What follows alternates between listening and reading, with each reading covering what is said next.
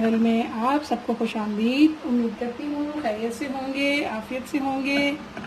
आज मैं बना रही हूँ बहुत ही मज़ेदार किस्म की रेसिपी, और वो है आलू बुखारे की चटनी भी कह सकते हैं आप।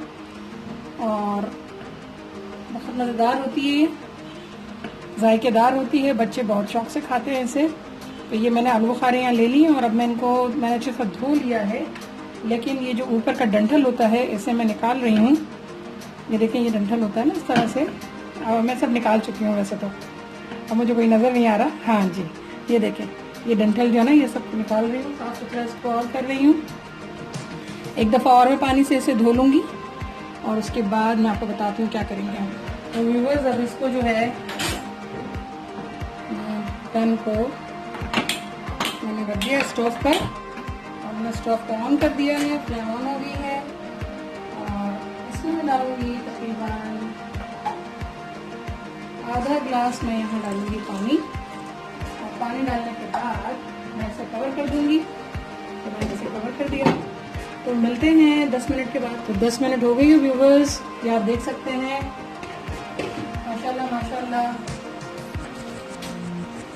छिलका जो है वो अलग हो गया है, और हमें छिलके को कुछ नहीं करना है, बल्कि हमें इसको मैश करना है अंदर ही अंदर।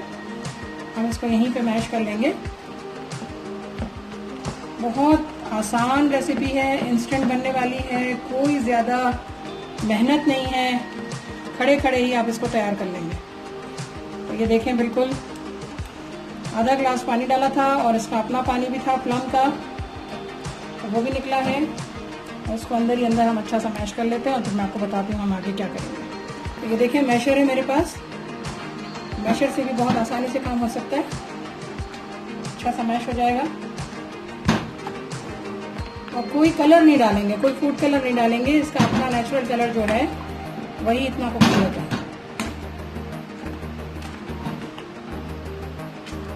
देखिए अच्छा सा मैश हो रहा है। शुगर, ये तकरीबन 7 से 8 चम्मच जो है वो शुगर है, इसको मैंने ऐड कर लिया, क्योंकि खट्टे आलू बुखारे हैं तो चीनी भी इसमें ऐड करेंगे। खट्टी मीठी चटनी बनेगी हमारी मज़ेदार किस्म की। तो चीनी को थोड़ा सा मेल्ट होने देंगे। 1 टेबल स्पून यहाँ डालेंगे कुटी हुई लाल मिर्च, 1 टेबल स्पून से थोड़ा सा कम, या जैसी भी पसंद करते हो हम तेज़ी, तो लाल मिर्च 1 टेबल स्पून के आसपास है। और इसमें मैं डाल रही हूँ काला नमक, बड़ा अच्छा फ्लेवर आ जाता है काले नमक से। तो 1/2 टेबल स्पून मैंने काला नमक यहाँ डाल दिया है, और किसी भी लाल मिर्च होती है वो भी इसमें मैं ऐड करूँगी आधी टेबल स्पून। तो खट्टी मीठी चटनी आप बकरा ईद में जो गोश्त है उसके साथ भी खा सकते हैं, रोटी के साथ खा सकते हैं, बड़ा जायका देगी, बहुत मज़ेदार। तो बन रही है खट्टी मीठी आलू बुखारे की चटनी। तो चटनी हमारी जो है वो बिल्कुल रेडी हो गई है, लेकिन इसकी शेल्फ लाइफ को बढ़ाने के लिए इसमें मैं डालूंगी लेमन जूस। तो 1 लीमू जो है वो काफ़ी होगा इसके लिए, बहुत रसीला है, रसदार है। बीज में ऊपर से उठा लूँगी।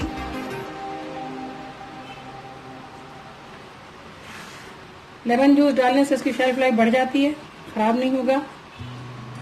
तो मज़ेदार किस्म की चटनी तैयार हो गई है। अब इसको हम किसी बॉटल में या किसी जार में इसे रख लेंगे और मज़े करेंगे। जब भी कोई चीज़ खाएंगे तो इस चटनी को भी, इस चटनी से दोबारा करेंगे मज़े को। ज़रूर बनाएं।